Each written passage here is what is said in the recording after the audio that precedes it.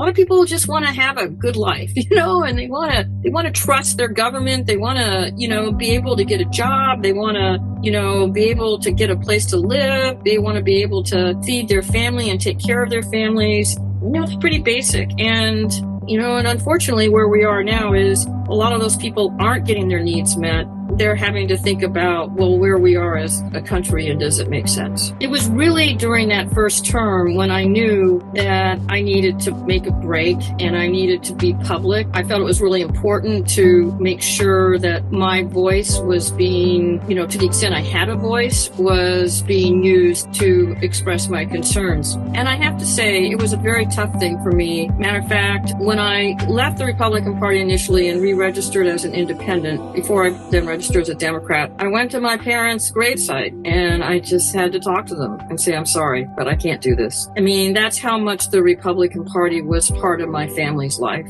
I was intrigued by the fact that it seemed like a lot of the people involved with Principles First were from the, conservative side of things. I've heard other people say it this way. I found that I was with my people.